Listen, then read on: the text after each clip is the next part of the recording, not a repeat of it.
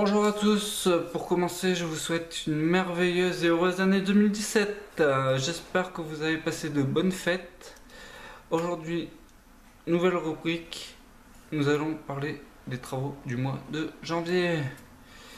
Donc en premier lieu, qu'est-ce qu'on pourra faire? On pourra effectuer un paillage de feuilles mortes si ce n'est pas déjà fait, ou de paille, ce qui permettra de protéger des grands froids vos légumes qui sont en place et ne laissera pas un sol nu. C'est très important de ne pas laisser le sol nu.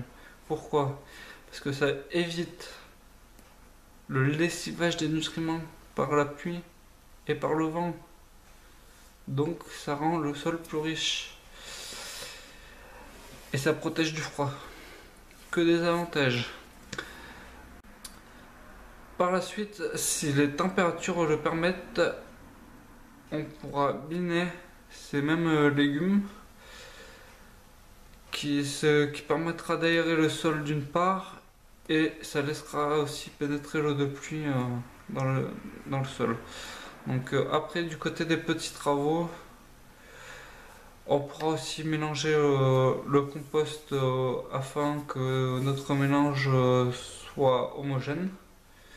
Donc c'est-à-dire que la matière première soit bien mélangée, qu'il n'y ait pas d'une part des feuilles mortes dans votre compost et d'autre part des épluchures de légumes, etc.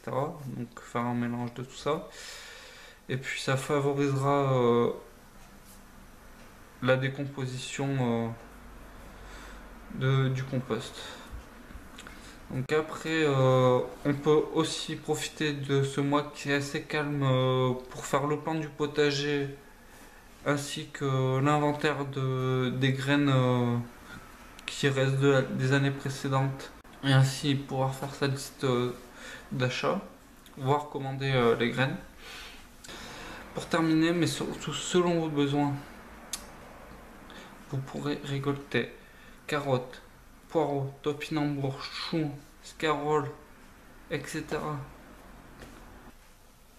Voilà les amis, c'est tout pour aujourd'hui. Ça m'a fait plaisir de vous retrouver dans cette nouvelle rubrique que vous retrouverez chaque début de mois le premier.